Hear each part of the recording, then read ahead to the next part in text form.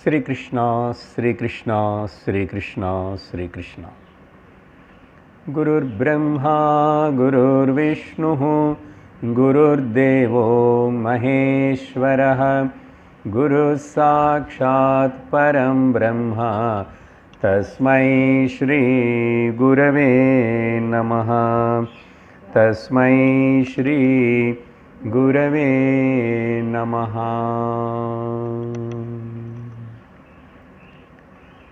श्रुतिस्मृतिपुराणानाम् आलयं करुणालयम्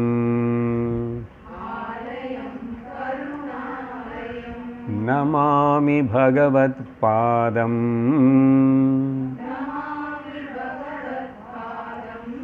शङ्करं लोकशङ्करम् शङ्करं शङ्कराचार्यं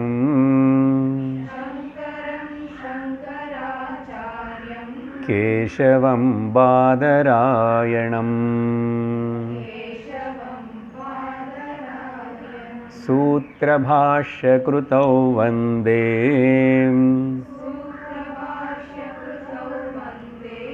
भगवन्तौ पुनः पुनः।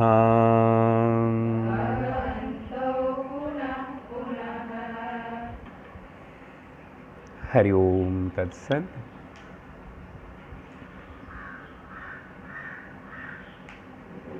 இன்னைக்கு நம்ம ஸ்ரீ சங்கர பகவத் பாதாள்னால எழுதப்பட்ட ஒரு சின்ன பிரகரண கிரந்தம்னு கூட சொல்ல முடியாது, சின்ன கிருதி. 5 ஸ்லோகங்களோடு கூடியிருக்கிற மனிஷா பஞ்சகம்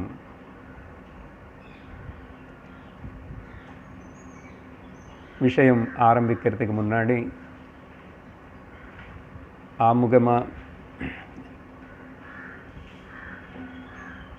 சில விஷயங்களை பேசி அப்புறம் சப்ஜெக்ட் மேட்டருக்கு வருவோம். இதை பற்றி இன்ட்ரடக்ஷன் ஒன்று வேதாந்தம்னா என்ன. நம்ம எல்லோரும் இங்கே வேதாந்த ஸ்ரவணத்துக்கு வந்துட்டுருக்குறோம். அப்போ வேதாந்தம்னா என்ன, ஒரு ரிகலெக்ஷன் தெரிஞ்சிருந்தா கூட சர்வ சாஸ்திரங்கள் அப்படின்னா ஸ்ருதி தான் ஆதாரம் முதல், அதுக்கு பிறகு என்ன வந்தாலும் சரி அது எல்லாமே சர்வ சாஸ்திரங்கள் 4 வேதங்களுடைய சாராம்சம் வேதாந்தம். அந்த வேதாந்தத்தில் சொல்லப்படுற இந்த சாரம் என்னன்னு 4 மகா வாக்கியங்களுக்குள்ளேயே அது அடங்கியிருக்கு. ஸோ அப்படிப்பட்ட சாராம்சத்தினை ஒரு வரியிலோ சொல்லணும் அப்படின்னு ஸ்ருதி அதையும் சொல்கிறது. பிரம்ம சத்தியம் ஜெகன் மித்யா ஜீவோ பிரம்மைவ நாபரஹ. இதுதான் வேதாந்தம் சாரம். வேதங்களுடைய சாரமே வேதாந்தம். வேதாந்தத்துடைய சாரம் 4 மகா வாக்கியங்கள். 4 மகா வாக்கியங்கள்னு ஒரு வரியா பண்ண பிரம்ம சத்தியம் ஜெகன் மித்யா ஜீவோ பிரம்மைவ நாபரஹ அப்படின்னு சொல்லப்படுற இந்த சத்தியம் எல்லா காலத்திலையும் எல்லாருனாலையும் தெரிஞ்சிக்கக்கூடிய அறியக்கூடிய விஷயம். காலத்துக்கு தேசத்துக்கு சம்பந்தப்படாமல் இருக்கிற விஷயம், அப்பௌருஷேய விஷயம். பாரமார்த்திக விஷயம் அது. அப்படின்னா என்ன? எங்களுக்கு தெரியும் அர்த்தம், நீங்கள் பல வாட்டி சொல்லியிருக்கீங்க. எதோடைய அர்த்தம்? பிரம்ம சத்தியம் ஜெகன் மித்யா.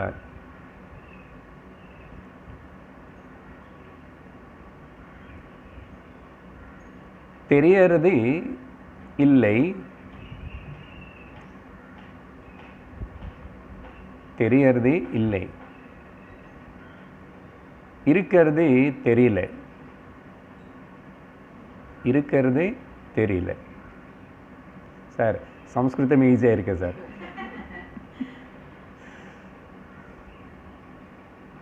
அதுதான் இதோடைய அர்த்தம், பிரம்ம சத்தியம் ஜெகன் மித்யா. தெரியறது அப்படின்னு சொன்னால், தெரிகிறதுன்னா புலங்களுக்கு மனசுக்கு எது தெரிகின்றதோ அது இல்லை வாஸ்தவமாக. புலங்கள் மனசுனால் எது தெரிஞ்சுக்க முடியாதோ அதுதான் வாஸ்தவமாக இருக்கு. அது வாஸ்தவமாக வியாபிச்சு நிவசிச்சுட்டு இருக்கிறதுனால அதுக்கு பேர் வஸ்து.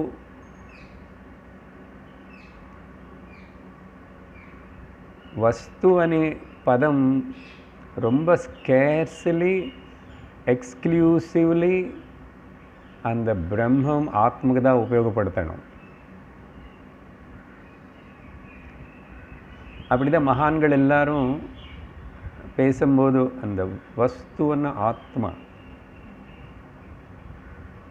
எது வாஸ்தவமாக இருக்கிறது அப்படி எடுத்தானு. வசதி சதா எத் தத் வஸ்து, எது எப்பவுமே இருக்கின்றனதோ அப்படின்னு சொல்லும்போது இந்த கருத்து, இந்த விஷயத்தினை வேதாந்தம் ஒரு வேதத்தில் இருக்கிற ஒரு மகா வாக்கியத்தினை எடுத்து சொல்லும். முதல் என்ன தெரிவிக்கிறதுன்னு சொன்னால்,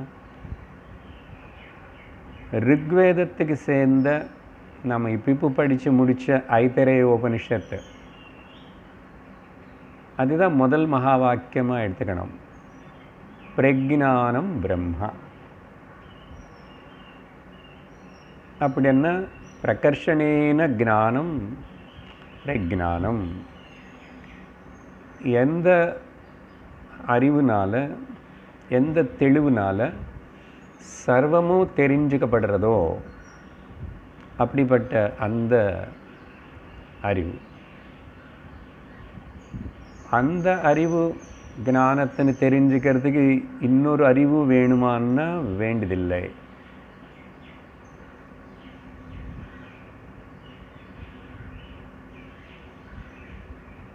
அப்போது அந்த அறிவு பிரஜ்ஞானம், அதுதான் பிரம்மம் அப்படின்னு சொல்லி உபனிஷத்து சொல்கிறது. அப்போ அந்த அறிவு பிரஜ்ஞானம், அந்த பிரம்மா பிரஜ்ஞானம் பிரம்மா. அறிவு அనే பதம் உபயோகப்படுத்திட்டால் தமிழில் அது ரொம்ப சின்னதாகிடும். ஏன்னா ஒரு மனிதனுக்கு இருக்கிற அறிவு வேறு, உடனே நமக்கு அங்கே தான் போகும், புத்தி அங்கே போகும், புத்தி அங்கே தான் வேலை செய்யும். ஆனால் இங்கே பேசுகிற இந்த ஞானம் என்பதை புத்திக்கு அப்பாற்பட்டதை. புத்தியில் வர விகாரங்களையும் தெரிஞ்சுக்கிற ஞானம். மனஸ் புத்திக்கு கீழே தான் மனசு இருக்குங்க, அதுமே சொல்ல வேண்டியதில்லை. ஸோ அப்படிப்பட்ட அந்த பிரம்மம் அது எங்கே இருக்கு அப்படியே கேட்டால், அது எங்கோ இல்லை, அது நீதான் అని சொல்லும்போது இங்கே அவன் அகம் అని என்ன தோணுறதோ அது பிரம்மம். அப்போ அகம் பிரம்மாஸ்மி అని சொல்லி ரெண்டாவது மகா வாக்கியம் சுக்ல யஜுர்வேதத்துக்கு சேர்ந்த பிருஹதாரண்யக உபனிஷத்து சொல்கிறது. இது வேதங்களோட ஆர்டர் பார்த்தாலும் அப்படியே இருக்கு. ஓகே, ருக் யஜுர் ரெண்டாயிடுச்சா, சாம அதர்வண அந்த மகா வாக்கியங்களோட அப்படி தான் வரணும். அது அப்படி தான் பொருத்தமாக இருக்கும். அகம் అనేది எல்லாருக்கும் தோணுறது. அதனால அந்த நானன்னு சொல்லிக்கும் போது எல்லோரும் அதே பதம் தான் உபயோகப்படுத்தணும். அது பாஷை மாறினா கூட நான். அப்புறம் அந்த நானன்னு சொல்லும்போது இப்படி தான் காட்டுக்கணும், இங்கே தான் காட்டணும். யாரும் இங்கே காட்டுறதில்லை இல்லையா? நான். அப்போது அந்த நான் எது தோணுறதோ அதுதான் பிரம்மம். அதுதான் ஞானம். அது யாருனாலேயோ எதினாலேயோ பிரகாசிக்கப்படலை. உன்னை புத்தினால் தெரிஞ்சிக்க வேண்டியதில்லை. அது அதாவே ஸ்வயம் பிரகாசமாக இருக்கு. அதனால தான் எல்லோருடைய அனுபவம் அந்த நான் இருக்கின்றேன் అనేది எப்பவுமே இருக்கு. ஆனால் மூக்கு மேலே இருக்கிற கண்ணாடின்னு கவனிக்காத மாதிரி அது கவனிக்காமல் விட்டுடுறோம். அதே கவனிக்காமல் விட்டுடுறோம். அப்படி ரொம்ப நானாகவே இருந்த நித்தியமாக தெரிஞ்சிட்ருக்கிற ஒரு பிரதிபந்தம் இல்லாமல் இருக்கிற அது ஏன் அது அந்த ஞானம் அறிவுதான் பிரம்மம் நானன்னு தோணாமல் சரீரம் நானன்னு தோணுறது. சரீரம்தான் ஞாபகம் வருது. நான் பிரம்மவனே வார்த்தை மட்டும்தான் காதில் கேட்டு இருக்க தவிர வேதாந்தம் படிச்சுட்டு இருக்கும்போது கூட இன்னும் அந்த சிரமம் இருக்க எனக்கே. அப்போது அது தோண மாட்டேங்க, ஞாபகம் இருக்க மாட்டேங்குதுன்னு சொல்லலாம். எங்கள் மெமரி புத்தியில் அது நானாக இருந்து அது ஞாபகம் வச்சுக்கணும் இல்லையா? ஏன்னா வாசனா பலாத் அநேக அபியாசத்தினால நான் தேகம்னு நினச்சி இருக்கிற பழக்கத்தினால அது தெரியாமல் மறைஞ்சிருக்கு.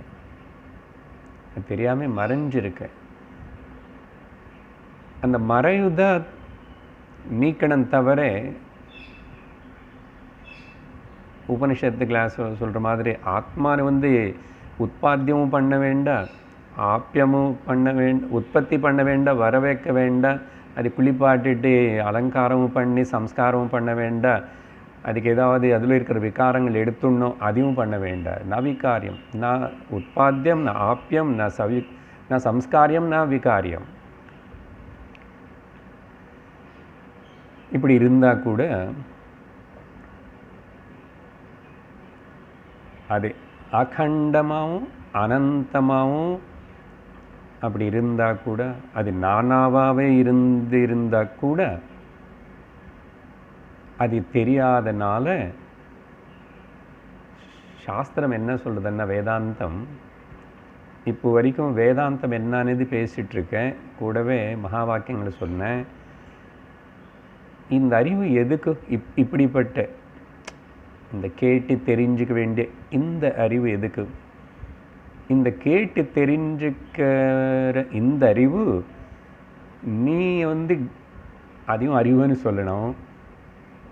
அறிவு ஸ்வரூபம் ஞானஸ்வரூபம் தெரிஞ்சுக்கிறதுக்கு இந்த அறிவு வேணும். அப்போது எதுக்கு வேதாந்தம்? ரெண்டாவது விசாரணை. வேதாந்தம் என்னன்னு சொல்லிட்டோம். ஏன் இப்போ இதாக தெரிஞ்சுக்கணுமா? இது அறியலைன்னா என்ன? இது கேட்கலைன்னா என்ன? அதுக்கு எல்லா ருஷிகளும் மகான்கள் சொன்னது என்னன்னா, மனிதனுக்கு இருக்கிற எல்லா துக்கத்துக்கு காரணம் இது தெரியாதனால தான். there is no second point, no argument. உன்னுடைய ஸ்வரூபம் உனக்கு தெரியாதனால தான் எல்லா அனர்த்தங்களுக்கு காரணம். அனர்த்தங்கள் துக்கங்களுக்கு காரணம். அதனால நீ உன்னுடைய துக்கம், உனக்கு இருக்கிற கவலை எல்லாம் போகணும்னு சொன்னால், பயம், மோகம், சோகம் போகணுமன்னா உன்னை நீ அறியணும். ஏன்னா உனக்கு அது எதுவுமே இல்லைன்னு நீ தெரிஞ்சுக்க அறிஞ்சா. அதனால் வேறே இன்னொரு மார்க்கம் இல்லவே இல்லை. நீ வேற எது சொன்னாலும் சரி. அதனால தான் மகான்கள் சொல்லுவாங்க, முக்கியமாக ரமணர் கேட்ட யாராவது வந்து கேட்பாங்க, பல விஷயங்கள் எல்லாம் கேட்பாங்க. ஏன்னா மனுஷனுக்கு நிறைய சந்தேகங்கள், நிறைய குழப்பம். மத்வர் அப்படி சொல்கிறாரு, ராமானுஜாச்சாரியர் இப்படி சொல்கிறாரு, அரவிந்தோ இப்படி சொல்கிறாரு, இப்படியெல்லாம் பலதெல்லாம் பேசும்போதும் சாதாரணமாக பதில் சொல்லாது. எப்போ சந்தர்ப்பம் வரும்போதும், சரிப்பா அவங்க இது சொல்கிறாங்க, அது சொல்கிறாங்க, இவங்கள சொல்கிறாங்க, எல்லாரும் சொல்கிறது, எல்லாரும் ஒத்துக்கிறது ஒன்று இருக்கு. என்ன தெரியுமா? ஆத்ம சாட்சாத்காரம் அடையணும் అనేది எல்லாரும் ஒத்துக்கிறாங்க. ஆத்ம சாட்சாத்காரம் அடைஞ்சதுக்கப்புறம் 1 இருக்குமா, 2 இருக்குமா, 5 இருக்குமா అనేది தான் சண்டை, சித்தாந்தம் அங்கே. அதனால் முதல்ல அது அப்புறம் பார்க்கலாம். முதல்ல அடியே ஆத்ம சாட்சாத்காரம் அடையிறது தான் முதல் வேலை. அதுக்கப்புறம் அது பண்ணாமல் முன்னாடியே நீ சித்தாந்தம் பண்ணி அது பண்ணி இது பண்ணி எதில் மாட்டுக்கிறேன் அப்படின்னு வர. இப்போது சொன்ன அந்த பேர் 4 பேர் 4 வகை. இன்னொரு ராமகிருஷ்ணன் கூட சேர்த்துக்கிறோம், பக்தி. 5 பேர் 5 விதமான மார்க்கங்களாக இருக்காங்க. அரவிந்தோ யோகா இல்லை. ஸோ அதுக்கு தான் இது எதுலேயும் மாட்டுக்காது, எந்த சித்தாந்தமும் பண்ணாது, ஸ்ருதினி அனுசரி. ஸ்ருதி என்ன சொல்கிறது? ஸ்ருதினை அனுசரிக்கிறதுன்னா அது ஏதோ ஒரு சென்டிமெண்டலிசம் நினச்சிக்காத. அதனால இன்னும் சுருக்கமாக சொல்கிறேன்னு சொல்லி மகான்கள் என்ன பண்ணுறான், ரொம்ப சுலபம். உன்னுடைய நீ யாருன்னு விசாரணை பண்ணும், உனக்கிட்ட தொடங்கு. The center and nucleus is you. நீ அந்த நானே தோன்றது அது என்ன விசாரணை பண்ணும். அதுதான் உபனிஷத்தும் சொல்கிறது. ஒரு மகா வாக்கியம் சொல்லாமல் இப்படி சுலபமாக சொல்லும்போதோ அது ஒரு மாதிரி எடுத்துக்கிறோம். பட் அது ஈக்குவல் டு தி மகா வாக்கியம் ஒன்லி. அப்படிப்பட்ட இந்த மகான்கள்கிட்ட ஒரு நாஸ்திகன் வந்தான். அவன் சொல்கிறான், நான் கடவுளை நம்ப மாட்டேன், வேதங்களை நம்ப மாட்டேன், எனக்கு இந்த பூஜா புனஸ்காரம் கோவில்கள் எதுவுமே மேலே எனக்கு நம்பிக்கை இல்லை, நான் நாஸ்திகனும் அப்படின்னு சொல்லி வந்தான். அதே ரமணர்கிட்ட தான். அப்படி அவங்க வரும்போது என்ன பாவத்தோடு வருவான்னா, நான் இப்படி கேட்பேன், அவங்க அதுக்கு பதிலெல்லாம் சொல்லி அவங்க வாதனையில் இறங்கிட்டா இவனுக்கு சாட்டிஸ்ஃபேக்ஷன் ஆனு. சரி, அவன் வந்து அப்படி எல்லாம் சொல்லிட்டான் ரமணர்கிட்ட. பகவான் எல்லாம் கேட்டுட்டு அப்புறம், நீ சொன்னது 100% கரெக்டு அப்படின்னாரு. அவனு துஷ்ஷன் ஆகிப்போச்சு. என்னடா நான் சொல்கிறதெல்லாம் ஒத்துக்கிறார் இவர்? ஆமாம், நீ சொல்கிறது 100% சத்தியம்தான். கடவுள் இல்லை, வேதம் இல்லை, ஒன்றும் வேண்டாம். இத்தனை தள்ளி நெகேட் பண்ண நீ இருக்குல்ல, நீ இருக்கியா இல்லையா? இருக்கு. நீ இருக்குன்னு ஒத்துக்கிட்ட, நீ நாஸ்திகன் இல்லை, நீ ஆஸ்திகன் தான். அப்போது என்ன அர்த்தம்? The negator who negates everything, the negator cannot be negated. Negate பண்ண முடியாது, தள்ள முடியாத அந்த தள்ளுறவன் யார் இருக்கானோ அதுதான் பிரம்மம். அது உனக்கிட்ட இருக்கு. நீயே அந்த பிரக்கிரியை பண்ணு. எல்லாத்தையும் தள்ளிடும், எல்லாம் நீக்கு, எல்லாம் குப்பத்தட்டில் போடும். அதெல்லாம் பண்ண நீ இருக்கு இல்லை, உன்னை எங்கே கொண்டு போய் போட போகிறேன்? அப்போ நீ யாரு? உனக்கு இத்தனைத்து மேலே சந்தேகம் வருது, இத்தனை மேலே நம்பிக்கை இல்லாமல் இருக்க, பரவாயில்ல. உன்னை நீ நம்பர் இல்லை, நீ இருக்கேன்னு தோணுறதில்லை, அது நெகேட் பண்ண முடியாதில்லை.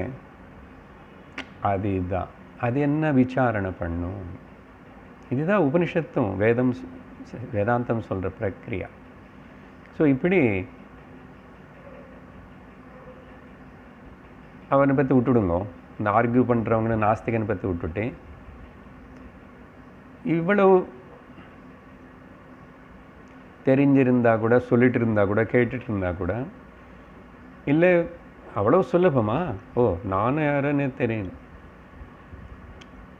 ஆனால் ஒரு குரு, சத்குரு, ஆச்சாரியர் வேணும். எதுக்குன்னா, நான் இருக்கேனே அனுபவம், அது பிரம்மானுபவம் தான். அது வேதாந்தம் நமக்கு கொடுக்குற பேர், அவனுக்கு தெரியாது. சாதாரணமாக பிரம்மா அனுபவம் தான் அது.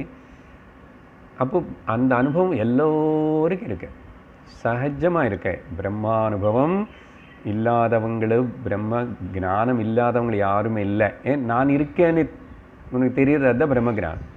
ஆனால் அங்கே ஒரு குறை இருக்குது. என்னன்னா, அந்த நானனு தோணுறதே அதுதான் பிரம்மமா, அது அதோடைய ஸ்வரூபம் அப்படி இருக்குமானே அறிவு இல்லை, தெளிவில்லை. அப்போது ஆத்மானுபவம் எல்லாருக்கும் இருக்கு. ஆனால் அந்த அனுபவம் ஆத்மானுபவம்னு தெரியாத, அறியாமல் இருக்கிறது ஒன்று குறை இருக்கு. அது நீக்கிறதுக்கு தேசிகன் வேணும். திசதி இது தேசிகன். நீங்கள் வேலை செய்யும்போது தேடிட்டே இருப்பேன், கண்ணாடி எங்கே வச்சோ, கண்ணாடி எங்கே வச்சோ. என்னடி உன்னோட மூக்கு மேலே வச்சுக்கிட்டு கண்ணாடினே அப்படி அந்த பாட்டி காட்டணும். ஓ அப்படி அது காட்டுறதுக்கு தான் இருக்கிற வஸ்து. அப்போதான் குரு தேவைப்படுறது. அப்போ அந்த குரு முகமாக ஏன் குரு தேவைப்படுறது? அது புஸ்தகంలోనే இப்படி சொல்லியிருந்தா வராது. ஃபோட்டோவில் இருக்கிற நெருப்புலேருந்து நெருப்பை ஏற்றுக்க முடியாது. வீடியோவில் இருந்த நெருப்புலேருந்து கூட நெருப்பை ஏற்றுக்க முடியாது. அனுபவஜனான அந்த கான்ஷியஸ் பீயிங் டீச்சர், அந்த அனுபவத்தில் இருந்துட்டு இருந்த அந்த குரு முகத்தில் வந்து அது சொல்லும்போது அங்கே பலிக்கும், வேலை பண்ணும். அப்போதான் மூணாவது மகா வாக்கியம் குரு தத்துவமசி. அதுதான் நீ அதே தான் யார் இங்கே வச்சிருக்கு அப்படின்னு காட்ட வேண்டிய அவசியம் இருக்கு. அப்போ குருவுடைய அவசரம். அப்போது ஆனால் அது எப்போ போய் சேரும் கேட்குறவனுக்குன்னு சொன்னால், அந்த அனுபவஜனாக இருக்கிற குரு சொல்லும்போது. அப்படின்னா அப்போது நிறைய பேர் அனுபவஜனா என்ன, இப்படி கிருஷ்ணர் பகவானே சாட்சாத்து, இல்லை ராமகிருஷ்ணர்கிட்ட வந்தவங்க எல்லாரும், ரமணர்கிட்ட வந்த எல்லோருமே எல்லோருக்கும் கிடைச்சதா, புரிஞ்சதா, அடிஞ்சாங்களன்னா ஆஹா அப்படி இல்லை. அப்போது ரெண்டு இருக்குது இங்கே வேலை. ஒன்று வந்து அந்த சொல்கிறவர், அந்த வார்த்தை சொல்கிறவர் அந்த நிலையிலிருந்து எந்த ஸ்டேட் அவர் இருக்கார், அப்படிப்பட்ட அனுபவத்தில் அதே ஸ்ரோத்ரிய பிரம்மனிஷ்ட அவர் சொல்லும்போது, அந்த உபதேசம் செய்யும்போது. ஆனால் அங்கே பக்வியாக இருக்கிற ஜீவனாக இருந்தால் பற்றிக்கும். இப்போது சொன்ன மாதிரி உதாரணம், டிவியில் நெருப்புலேருந்து நெருப்பு ஏற்ற முடியாது. சரி, ஒரிஜினல் நெருப்பு தான், ஆனால் ஈரமாக இருக்கிற வாழைத்தண்டு கொண்டு வந்து நெருப்புக்கிட்ட அப்படியே வச்சுக்குவோம். நம்ம மத்தாவே கொஞ்ச நாள் இப்படி மழை பெஞ்சிட்டு இருந்தால் அது அப்புறம் பத்துக்கிறது இல்லை. வச்சு வச்சு வச்சு அந்த கேண்டில் போயிடும். ரொம்ப எரிச்சலாக இருக்கும் குழந்தைகளுக்கு இல்லையா? அப்போது நெருப்பு இருக்கு, ஆனால் இங்கே வாழைத்தண்டு மாதிரி இருக்கா ஈரமாக இருக்கு. அப்புறம் நெருப்பு இருக்கு, இது சரி வாழைத்தண்டு ஈரமாகுதில்லை சார், கொஞ்சம் கறி நல்லாவே ட்ரையாகவே இருக்கு. ஏதோ வரகு அரட்டைய வரகு தானே அது, அது கூட டைம் எடுத்துக்கும். ஆனால் கற்பூரம் கொண்டு வந்த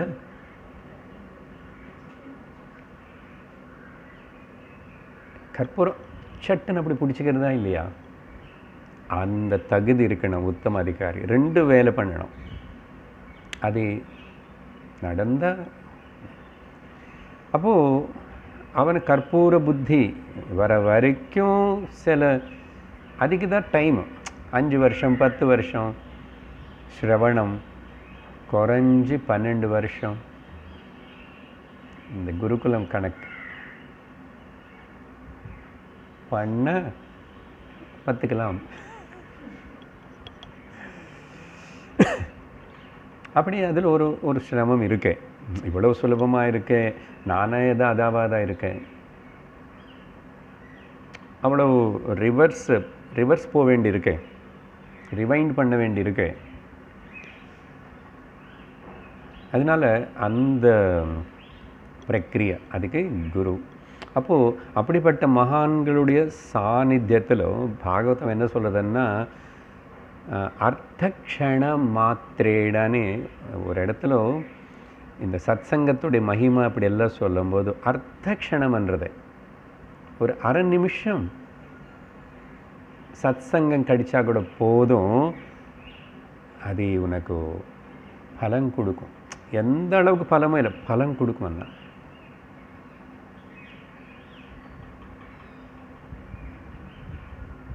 அப்போ அந்த அரக்ஷணம் அரை நிமிஷம் சத்சங்கம்னா என்ன அர்த்தம் பாகவதம் அண்ணா, அந்த அனுபவஜ்ஞனான மகாத்மாவோட சாநித்தியம் அது சொல்கிறது. அங்கே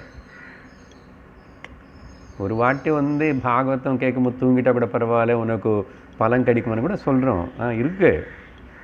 அப்புறம் இன்னும் எக்ஸாஜரேட்டடாக இந்த பாகவதம் சொல்கிற இடத்துல பறக்கிற கொசு கூட நேர்மை ஏற்படும், அங்கே இருக்கிற பல்லி எல்லாத்துக்கும் சொல்கிறோம், அது ஒரு லெவல். இங்கே வியாசர் சொல்கிறது அந்த அனுபவஜ்ஞானான அப்படிப்பட்ட மகான்கள், அதுதான் சத்சங்கம். அதுக்கு ஒரு உதாரணம் சொல்கிறேன், 3 விதமாக சொல்கிறேன் உதாரணம். ஓகே,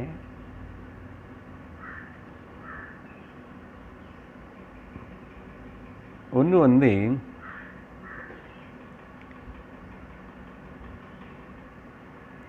பஜனை பண்ணிட்டு பாடிட்டு இருக்கிற சைத்தன்ய மகாபிரபு, அவர் எப்போ நாம சங்கீர்த்தனம், அவருடைய சாநித்தியத்தில் அவர் பாடுற அந்த நாம சங்கீர்த்தனத்துக்கிட்ட கேட்குறதுக்கு வந்தவங்களெல்லாம் கொஞ்ச நேரத்திலேயே ரொம்ப எக்ஸ்டசிக்கு போய் மூர்ச்சையாகி விழுந்துருவாங்களாமா. அப்படிதான் அவருடைய ஹிஸ்ட்ரியில் ஏது இருக்கு. ஆனால் அப்போது அது பக்தி தானே அப்படியெல்லாம் சொல்லாதுங்க. பட் ஏதோ ஒரு விஷயம் அங்கே பிரசரிக்கிறது. அப்போ எல்லாரும் பஜனை பாடுறாங்க, இத்தனோ நாம சங்கீர்த்தனம் பண்ணுறாங்க, அப்போ எல்லாருக்கிட்ட ஆகிறதுன்னு ஆகிறதில்லை. அப்போது என்ன ஆச்சுங்க, 2 பக்கம் அதான் சொல்லிட்டு, அதுக்கு தான் இது உதாரணம். அப்படிப்பட்ட அந்த அனுபவஜ்ஞனான அந்த நிலையில் இருக்கிற மகாத்மாவா குரு, அதன் அப்படியே ரிசீவ் பண்ணக்கூடிய தன்மை இருக்கிற.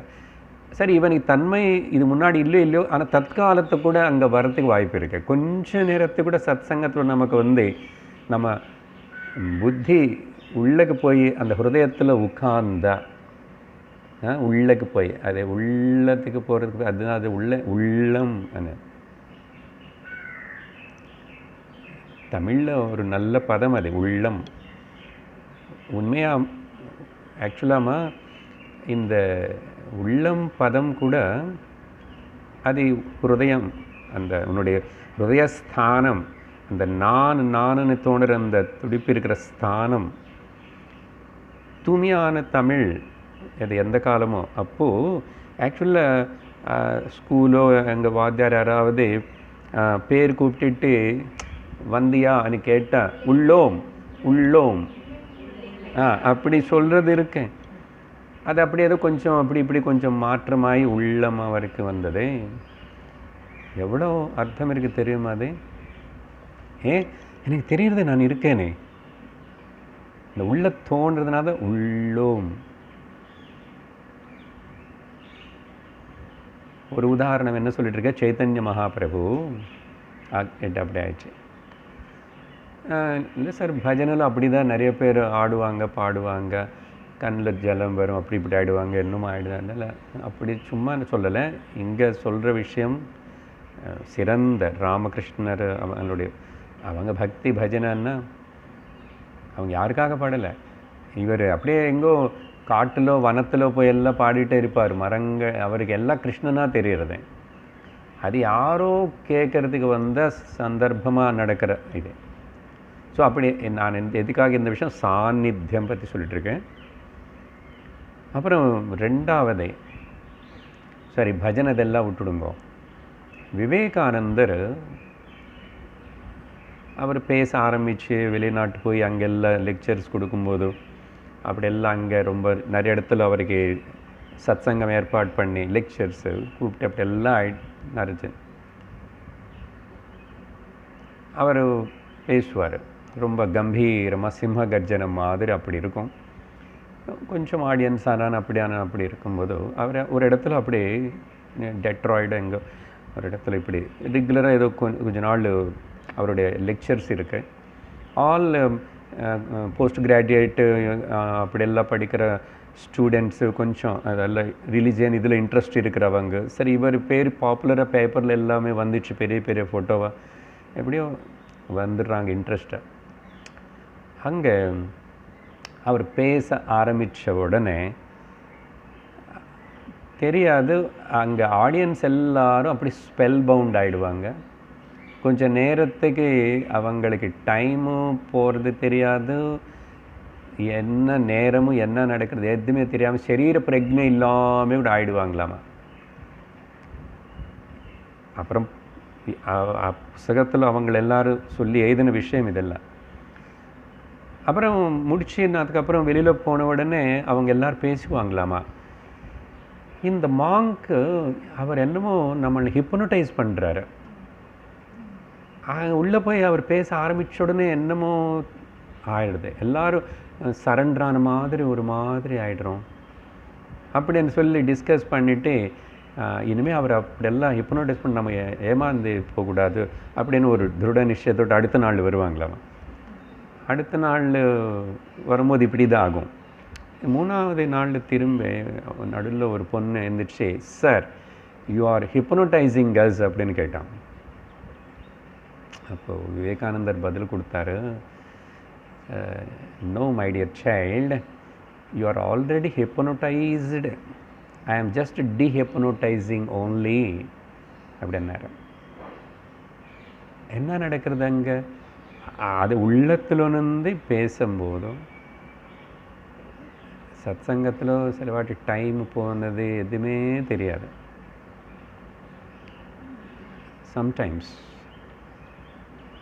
தேக பிரஜ்ஞை பாஹ்ய பிரஜ்ஞை எல்லாமே நின்றுடும். பரவாயில்ல, கொஞ்சம் நேரத்துக்காவது அப்படிப்பட்ட ஒரு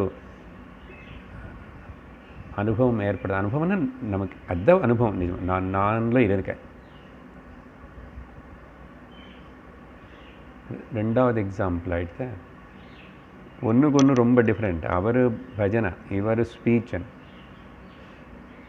பேசாமல் இருக்கிற மௌனமாக இருக்கிற ரமணர் அப்படிப்பட்ட ஞானிகளை சந்நிதியில் கூட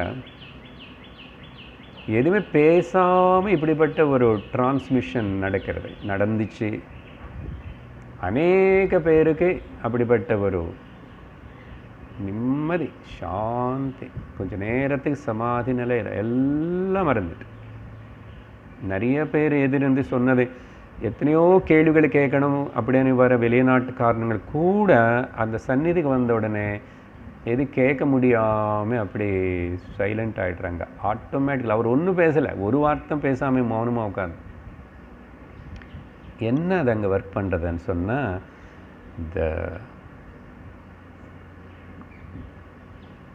தினான அந்த அனுபவம் அந்த நிலையில் இருக்கிற அது அப்படி சூரியன் மாதிரி பிரகாசம் கொடுக்கிறது.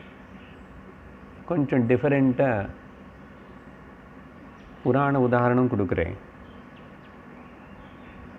நேற்று கூட அந்த பிரகலாதனுக்கு நாரதர் பிரகலாதனை டீச் பண்ணவே இல்லை, அவங்க அம்மாவுக்கு தான் டீச் பண்ணார். அந்த அம்மா கேட்கல, தூங்கி போயிட்டான். ஆனால் உள்ளே இருக்கிற குழந்தை எல்லாமே தெரிஞ்சுக்கிச்சு. இப்போது உள்ளே இருக்கிற இவ்வளோ மாதம் குழந்தை அதுக்கு என்ன நார்மலாக பார்த்தாவே அதுக்கு என்ன தான் அறிவு, எப்படி புத்தி இருக்கா, நம்ம சயின்ஸ் சொன்ன மாதிரி நினைக்கிற மாதிரி மெச்சூரிட்டி வரணும், அப்புறம் அது வரணும், இது வரணும் இருக்கா? எப்படி தான் அங்கே அந்த மெசேஜ் அப்படியே ரிசீவ் பண்ணிச்சோன்னா, அந்த உள்ளே இருக்கிறது சாரீரகமாக புத்தி மனசுக்கு சம்பந்தம் இல்லை. அங்கே இருக்கிற அந்த சைத்தன்யம் ஜீவரூபத்தில் இருந்துக்க சைத்தன்யமானால் கூட இங்கேருந்து அந்த அனுபவஜ்ஞனான நாரத மகர்ஷி பேசும்போது அந்த நெருப்பு பற்றிக்கிற மாதிரி அங்கே பற்றிக்கிச்சு. அது அப்புறம் எவ்வளோ பிரகாசமாக பிரஜ்வலமாக வெளியில் வந்தது பார்த்தீங்களா?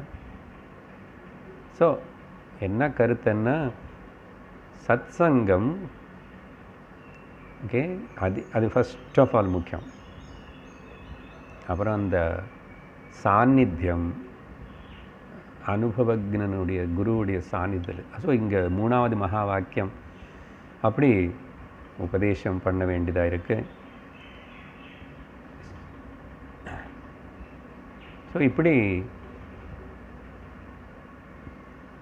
இன்னொரு வாட்டி என்ன ஆகிடுது, சில வாட்டி கேட்கும்போது எல்லா சத்சங்கத்திலும் இதே விஷயந்தானே சொல்கிறான். ஆத்மா பிரம்மா புஸ்தகம்தான் பேர் வேறு ஏதேதோ வச்சுட்டு பேசுகிறாருன்னு. ஆனால் இப்போ கொஞ்சம் நிமிடம் நீங்கள் கேட்கும்போது கேட்ட விஷயம் தெரிஞ்சதாக இருந்தால் கூட அது என்ன எப்படி வேலை பண்ணுறது மனசு புத்தியில் நமக்கே தெரியும். சரி, அப்படிப்பட்ட அது எல்லாருக்கும் ஏற்படலைன்னு சொன்னோம். அதுக்கு ஒரு உதாரணம் கொடுக்குறேன். அதே ரமணருடைய சந்நிதியில் ஒரு வாட்டி பல பேர் வரும், யாரோ ஒருத்தர் பார்ப்போம், அவருடைய குடும்ப கஷ்டம் அதெல்லாம் சொல்லிக்கிட்டு ரொம்ப கவலைப்படுறாரு, ஆல்மோஸ்ட் க்ரைங் லைக். அப்படி பண்ணும்போது பகவானுடைய அடியாரில் முக்கியமான முருகனார் அவர் ரொம்ப படித்தார். ரொம்பன்னா நிறைய அவருக்கு தெரியும், சம்ஸ்கிருதம் தெரியும், தமிழ் தெரியும், அதெல்லாம் புராணங்கள் அது எதில் ஒன்று கோட் பண்ணி இவர் இப்படி இங்கே துக்கப்படுறதை பார்த்தா எப்படி இருக்கான்னு சொன்னால், கங்கை கரையிலேயே நின்றுட்டு ஒருத்தனை தாகமாக இருக்கேன்னு கத்துற மாதிரி இருக்கேன்னா முருகனார். பக்கத்தில் இருக்கிற இன்னொருத்தர் நான் இன்னொன்று சொல்கிறேன், அது என்ன கணத்து வரைக்கும் கங்கையிலேயே நின்றுக்கிட்டு இங்கே வரைக்கும் தாகமாக இருக்கே அப்படின்னு சொல்கிற மாதிரி இருக்கேன்னா, கொஞ்சம் நேரத்துக்கு அப்புறம் மௌனமாக இருக்கிற மகர்ஷி, என்ன போய் அங்கே வரைக்கும் நிறுத்திட்டீங்க, கங்கையே சொல்கிறது தாகமாக இருக்கேன்னு. இவ்வளோ உபதேசம், அது மகா வாக்கியம். அதே தான் நம்ம விஷயம். நம்ம ஆனந்த ஸ்வரூபமாக இருந்து எனக்கு துக்கம் இருக்குது, எனக்கு கவலை இருக்குது, எனக்கு நிறைய பிரச்சனை இருக்கு. எப்படி கங்கையே சொல்கிறது எனக்கு தாகமாக இருக்கேன்னு. அப்படி இருக்கோ கதைன்னார். ஸோ மூணாவது மகா வாக்கியம் தத்துவமசி. ஓகே, அதுக்கு பிறகு நாலாவது மகா வாக்கியம் மாண்டூக்கிய உபனிஷத். அது 2 பிருகதாரண்யங்களை கூட வரும், but mainly will take it as a மாண்டூக்கியத்தில் வருது. அயமாத்மா பிரம்மா. இது என்ன பண்ணுமன்னு முதல் 3 வந்து அவனு சப்ஜெக்டிவாகவே இருக்கான். ஓகே, உனக்குள்ள அறிவு தோன்றது பார், நான் அது என்ன நான் எனக்குள்ளே சப்ஜெக்டிவாகவே இருக்கேங்க. இந்த 4வது மகா வாக்கியத்தில் அந்த ஆப்ஜெக்ட் கூட அயம் அన్న திஸ் அன்னு அர்த்தம் సంస్కృతంలో. அந்த அயம்க்கு இதம்க்கு கொஞ்சம் சந்தர்ப்பத்துக்கு தகுந்த மாதிரி அதை உபயோகப்படுத்தும். அயம் அதையும் ஆத்மா, இதையும் ஆத்மா, அதையும் ஆத்மா. இப்படி அப்படி என்ன ஆயிடுச்சு, சர்வத்திர சமதர்சனத்துக்கு நான் பிரம்மம்னு தெரிஞ்சுக்கிட்டா போகாது, சர்வம் பிரம்மம்னு தெரியணும் இல்லையோ. அந்த சர்வம் பிரம்மம்னு சொல்கிறதுக்கு தான் அயமாத்மா பிரம்மா. ஆத்மா பிரம்மா 2 பதங்களும் ஒரே அர்த்தம் தான் ஆல்மோஸ்ட்டு. ஆனால் கொஞ்சம் கிராமட்டிக்கலாக ரூட்டெல்லாம் போய் பிரித்து அப்படி பார்க்கும்போது கொஞ்சம் அப்போ அது 2 சேர்க்கணும்.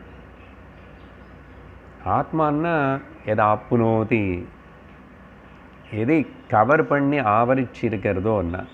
அப்போது கவர் பண்ணி ஆவரிச்சு மூடி இருக்கேன்னு சொன்னால் இந்த கவர் பண்ணுறது வந்து வேறு ஏதோ வஸ்துன்னு கவர் பண்ணணும் இல்லையோ. எதுன்னு கவர் பண்ணிருக்கே ஆத்மான்னு சொல்லுவேன், கவர் பண்ணுறதுக்கு ஏதாவது இருக்கணும் இல்லையோ. கவர் பண்ணுறதுக்கு ஒன்றும் இல்லை பாருங்கள், இதில் ஒரு சூக்ஷ்மம் இருக்கு.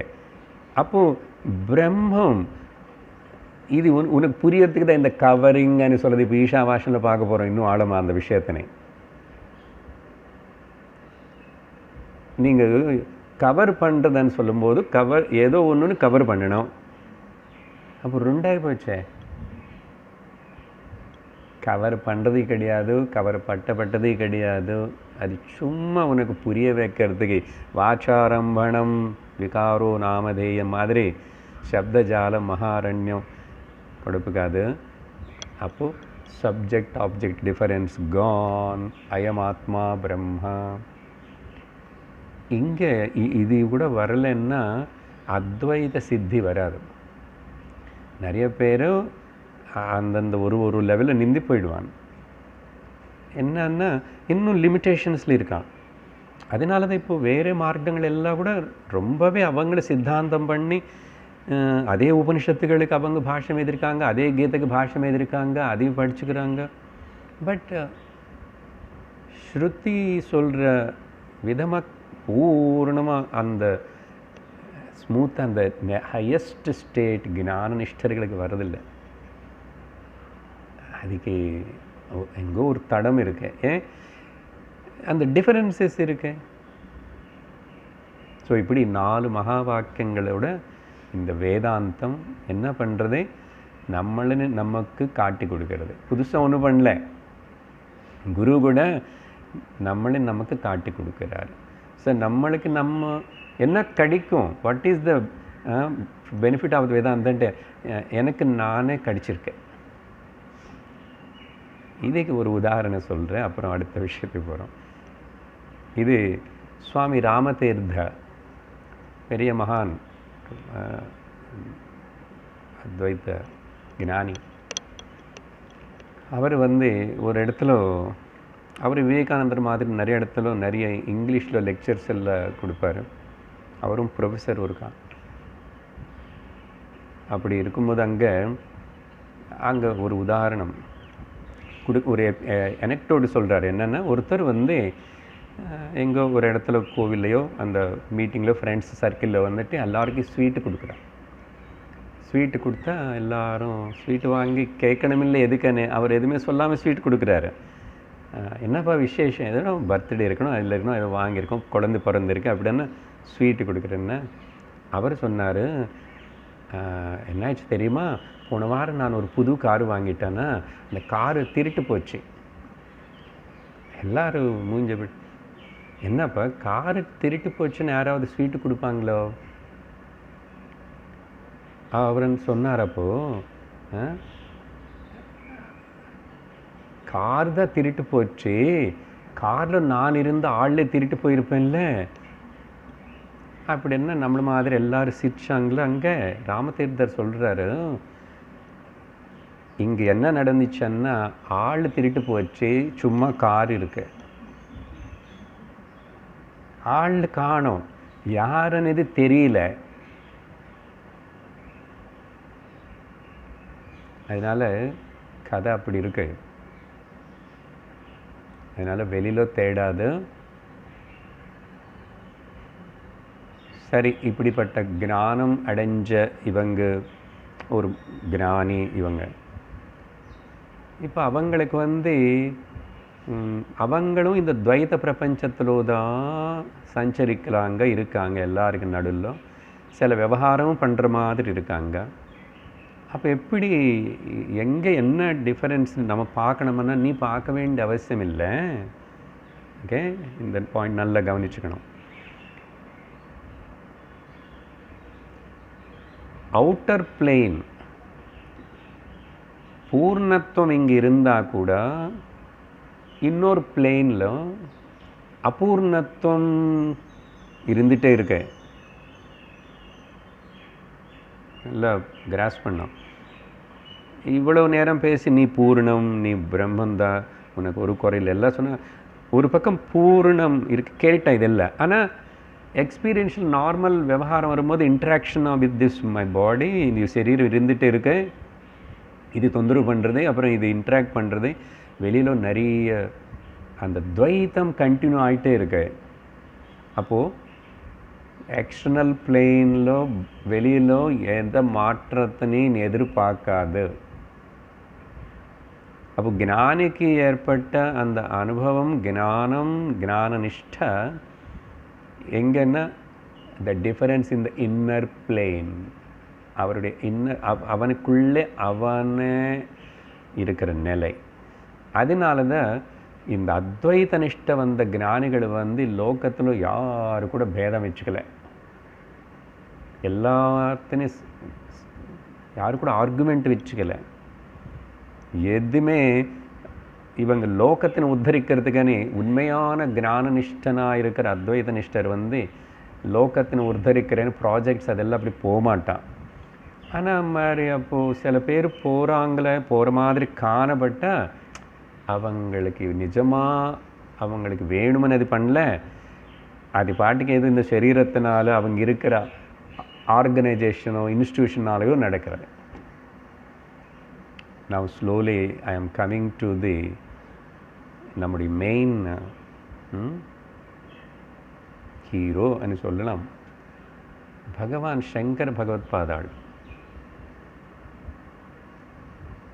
அவருடைய விஷயத்தில் பார்த்த வாழ்க்கையில் அவர் எங்கேயுமே இந்த எதுக்கு ஆர்கியூமெண்ட்டு இதெல்லாம் பண்ணார் நிறையா. அவர் என்ன அந்த சமயத்தில் அப்படிப்பட்ட ஒரு டிஃபரன்சஸ், இந்த டிஃபரன்சஸ் అనేది வெளியில் இருந்துகிட்டே இருக்கும்.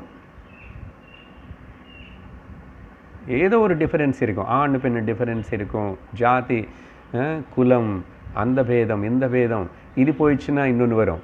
சப்போஸ் யாராவது ஆர்கியூ பண்ணி இந்த பிராமண க்ஷத்ரிய வைஷ்ய சூத்ர இந்த குலங்கள் கேஸ்டிசம் தான் இந்த நாட்டு நாசனம் பண்ணுறது அந்த பகவத்கீதையில் அவர் சொன்னதார், அவர் தான் வச்சார்ன்றார் வேறு அப்படின்னு திங்க் பண்ணுற சில பர்வர்டட் பீப்புள் இருக்காங்களே. ஐயா இங்கே கேளு, இந்த நாலுத்தினை நீக்கினா கூட இன்னொரு ஏதோ விதமாக பொலிட்டிக்கலாக இன்னொரு டிஃபரன்ஸ் சண்டை நடந்துகிட்டே இருக்கும்.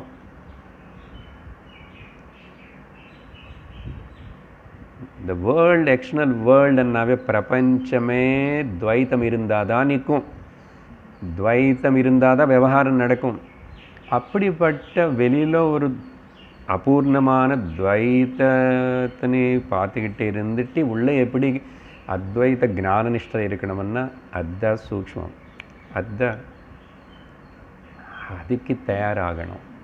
அப்படி இருந்து வாழ்ந்த மகாத்மர்களுக்குள்ள நிறைய பேரில் நமக்கு இந்த லோகத்துக்கு எவ்வளவோ அனுகிரகம் பண்ண அந்த சங்கராச்சாரியம், கேசவம்,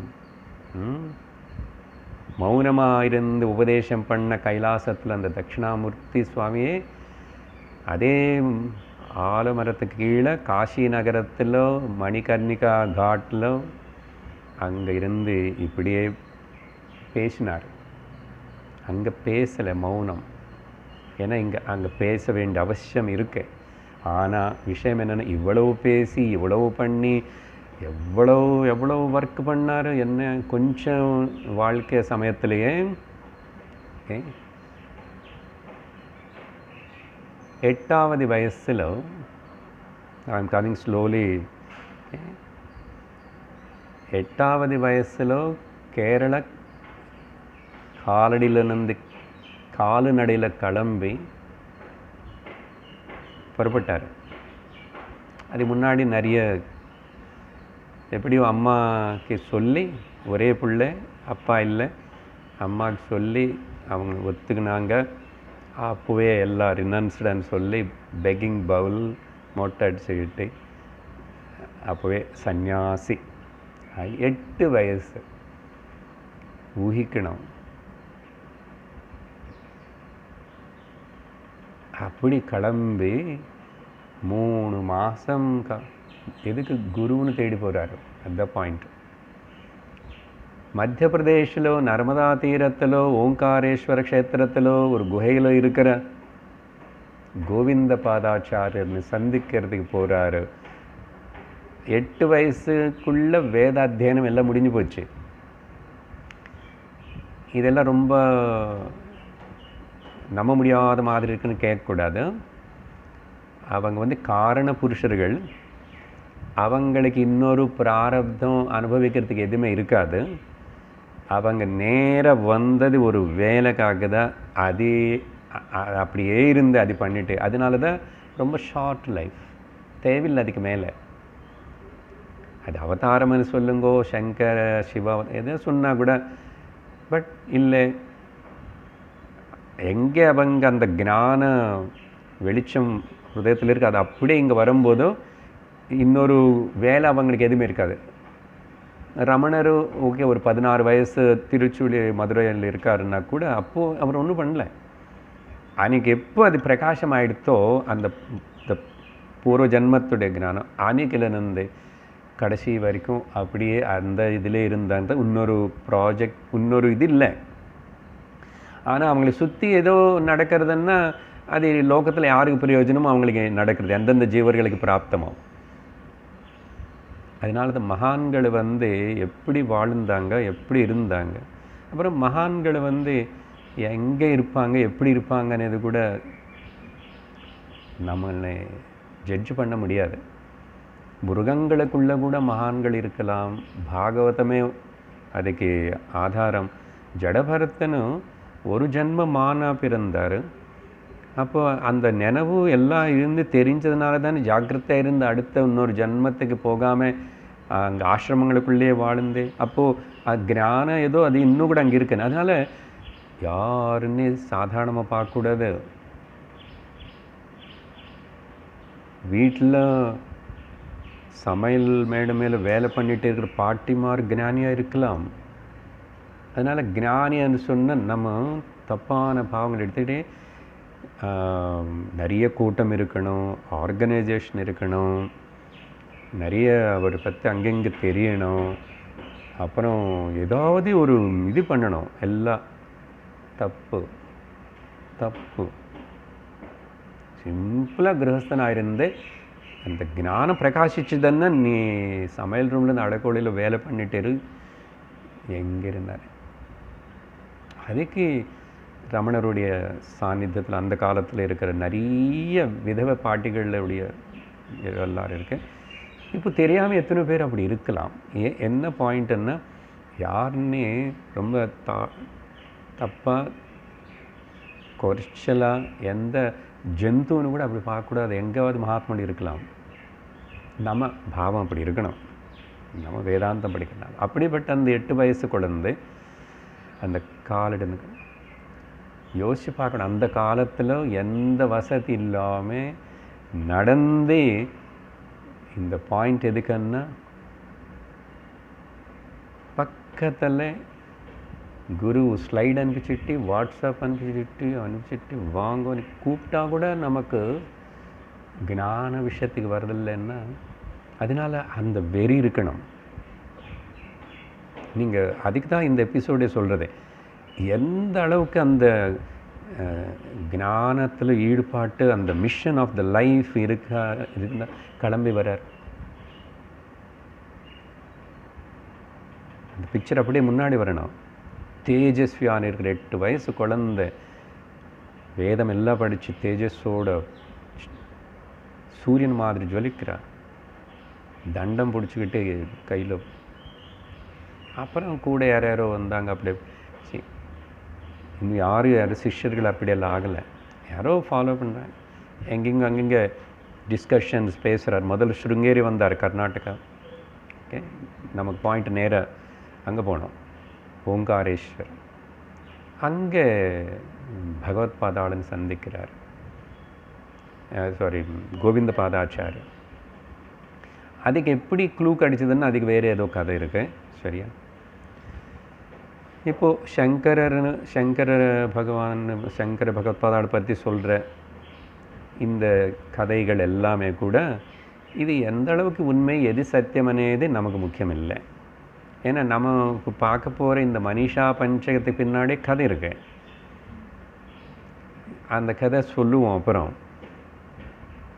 ஸோ இப்படி அந்த கதை சொல்கிறதுக்கு இந்த சங்கரருடைய வாழ்க்கை பற்றி சொல்லிட்டு இருக்கும்போதும் நம்ம அந்த சங்கரனே ஸ்மரணம் பண்ணிக்கிட்டு மனசில் அனுசந்தானம் பண்ணிக்கிட்டு அந்த ஞான நிஷ்டை நமக்கு ஏற்படணும் பாவத்தோடு கொஞ்சம் கொஞ்சமாக நம்ம அவர் கூடவே பிரயாணம் பண்ணுவோம்.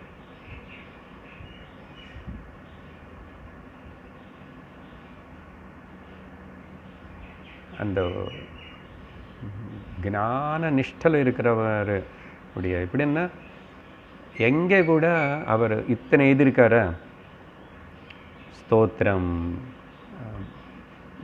பாஷ்யம், கீதா பாஷ்யம், உபனிஷத்து பாஷ்யம், விஷ்ணு சஹஸ்ரநாம பாஷ்யம், எத்தனையோ கிரந்தங்கள், இப்படிப்பட்ட சின்ன சின்ன பிரகரணங்கள்.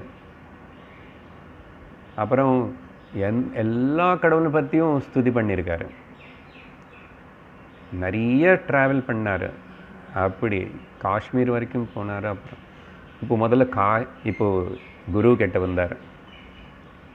விஷயம் எங்கேயுமே கூட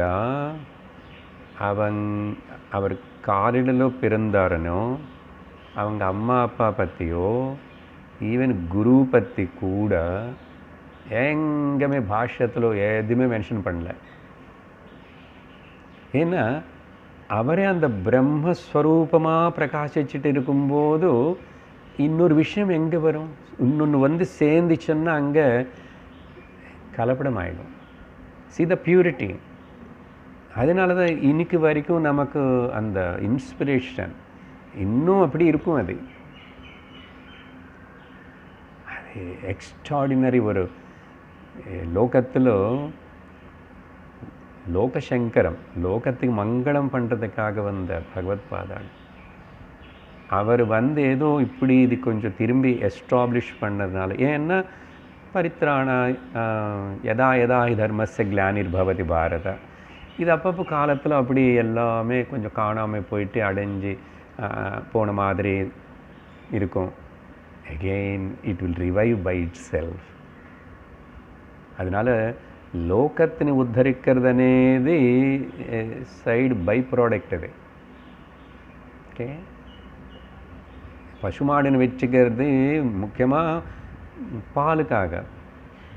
சாணி இதெல்லாம் பை ப்ராடக்ட், அதையும் உபயோகப்படும். அந்த மாதிரி தான் நமக்கு இந்த லோகம் சுற்றி இருக்கிறது எல்லாம் கூட ஒரு சின்ன ஜஸ்ட். ஆனால் மெயின் நம்ம ட்ராக் எங்கே இருக்கு அதுக்கு வழிகாட்டுறதுக்கு அவர் அப்படி பண்ணி இந்த அளவுக்கு வாதனை பண்ணி அது பண்ணி கண்டனம் பண்ணி எல்லாத்துக்கும் பாஷ்யம் எழுதிட்டு அப்படி வச்சுட்டு செய்யலைன்னா அவர் செஞ்சதுக்கு பிறகும் அவர் இருக்கிற காலம் முன்னாடி கூட இந்த டிஃபரன்சஸ்ன்னு பேசிட்டோமோ இப்போ கொஞ்சம் நேரத்துக்கு முன்னாடி கடவுள் பெயரில் ஹிந்து தர்ம மதத்திலேயே எத்தனை வேற்றுமை வந்து எத்தனை கொடுமை நடந்தது. இது யாரும் மறக்க முடியாத விஷயம் இல்லையா? சைவ வைஷ்ணவர்களுக்குள்ள அவ்வளவு சண்டையா? நம்ப முடியாது, கேட்க முடியாத அளவுக்கு நடந்துச்சு. அப்போது யாருடைய திருஷ்டி அந்த ஸ்ருதி என்ன சொல்கிறது, வேதத்துடைய நோக்கம் என்ன, வேதாந்தம் என்ன, வாழ்க்கையுடைய நோக்கம் என்ன, எந்த நோக்கி நம்ம பயணம் செஞ்சிட்ருக்கிறோம், இது தெரியலன்னா நீ கடவுள் பேர் நேற்றுக்கு ஆசுர குணங்களை பற்றி சொல்லும்போது அங்கே வேறு விதமாக நிறைய விவரிச்சிருக்கோம். எல்லாம் அங்கேயும் அவன போகங்கள், தனம், கர்வம், மதம் இதே தான் இருக்கும். அப்போ ரிலிஜியஸ் ஃபெனட்டிக் ஆகிடுவான். ஆனால் ஞானி is not a religious fanatic. அதனால தான் அவர் எங்கேயுமே எதுவுமே மென்ஷன் பண்ணிக்கல. What is there to mention? ஆனால் அதுக்கு அப்புறம் வந்து எத்தனையோ பேர் என்னென்னமோ அதை பற்றி புஸ்தகங்கள் எதெல்லாம் அதெல்லாம் பப்ளிஷ் பண்ணிக்கிட்டு அவங்களுக்கு பேர் வந்துச்சு. உண்மையாக சொல்லணும்னா சங்கருக்கு கோவிலே இல்லை. அந்த சங்கர மட்டங்கள் అనేది வந்து அங்கே கூட சாரதாம்பாள் தான் முக்கியம் தவிர சங்கரர் பேர் வச்சு நடத்துறது தவிர அவர் அதுக்காக கூட அதை வைக்கலை. இல்லை ஜம்முவில் ஏதோ ஒரு சின்ன மலை மேலே எது இருக்குன்னு அது ஏதோ மக்கள் கட்டியிருக்காங்க, அது அவங்க அந்த லோக்கலில் என்ன அங்கே வந்தாருன்னு. அங்கே தவிர வேறு எங்கே ஸ்பெசிஃபிக்காக சங்கராச்சாரியருக்கு ஒரு கோவில் இருக்குன்னு தேவையில்லை. அதனால தான் நிறைய இந்த இன்ஸ்டியூஷனும் இந்த பாப்புலாரிட்டியிலும் மாட்டிக்கக்கூடாதுன்னு நினைக்கிறவங்களுக்கு கூட மாட்டிக்கிறாங்க. அப்படி ஆகாமல் இருந்து போகிறதுனது அவங்க வந்த வேலைன்னையும் அதை பண்ணி நல்ல அந்த இதுலேயே பிரம்மன் சமஸ்தத்தில் ஒன்றாவே லீனமாகி போயிட்டாங்க. அது வாழ்க்கை. அதுதான் நமக்கு இந்த வல்லார் சங்கரருடைய இப்படிப்பட்ட அவருடைய கதைகள். அங்கே போனார், குருவுடைய தரிசனம் ஏற்பட்டது. அப்புறம் அவர் குருவுக்கு உடனே தெரிஞ்சு போச்சு அந்த குழந்தை எந்த நிலையில் இருக்குது, எந்த ஞானத்தில் இருக்குன்னு. அதனால் ரொம்ப ப்ரௌடமான ரொம்ப ஹையர் ஸ்டேட்டில் ஒரு ரிஃபைன்மெண்ட், ஒரு பாலிஷ் கொடுத்த மாதிரி அவரும் திரும்பி, ஏன்னா குரு கிட்டேருந்து படிச்சுக்கணும் இல்லையா. ஆனால் அவர் ப்ரௌடானுபூதி அனி ஒன்று இருக்கு. அப்படி அந்த லெவலில் அவருக்கு கம்ப்ளீட் ஒரு கிளியர் பிக்சர் கொடுத்தாரு. அப்புறம் சொன்னார், நீ உனக்காக தான் நான் வெயிட் பண்ணிகிட்ருக்கேன்னு சொன்னார். நீ இந்த லோகத்தில் வந்ததே ஒரு பெரிய காரியம் பண்ணுறதுக்குன்னு சொன்னார், ராமகிருஷ்ணர் விவேகானந்தருக்கு சொன்ன மாதிரி. அதனால் நீ இப்போது 3 வருஷம் அங்கே இருக்கார் குருக்கிட்ட. குரு சேவை பண்ணிக்கிட்டே குருவுடைய உபதேசத்தை கேட்டுக்கிட்டே இருக்கார். குரு உபதேசம், குரு சேவை ரெண்டு ஒரு முமுட்சுக்கு முக்கியம். அதுக்கப்புறம் குரு ஆக்ஞை பண்ணார். அவரும் நானும் now my time is over இந்த மோர்டல் பாடின்னு அவர் சமாதியாக அவர் அங்கே ஆல்ரெடி கொஞ்சம் பேர் வேறு இருக்காங்க. அந்த கௌடபாதருடைய குகைக்கு சுற்றி சில சன்னியாசிகள் அப்படி அவங்க எல்லாருக்கும் உள்ள சின்னவர் இவர் தான் இந்த பையன். 3 வருஷம் ஆச்சுன்னு இப்போ ஒரு 12 வயசு வந்துச்சுன்னு வச்சுக்கோங்களேன். இப்படி சேர்ந்து கிளம்பி நீ காஷிக்கு போகணும் అని குரு ஆக்ஞை கொடுத்தார்.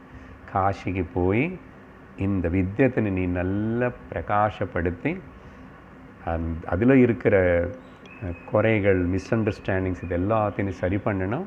இந்த ஞானத்தின் பிரகாசிக்க செய்யணும். அதுக்கு தான் இவனுடைய பிறப்பு. விவேகானந்தருக்கு ராமகிருஷ்ணர் சொன்ன மாதிரி பாருங்க, அது குருவுக்கு தெரியும். அப்படி குருவுடைய ஆக்ஞை எடுத்துக்கிட்டு அப்புறம் அங்கேருந்து கிளம்புனார்.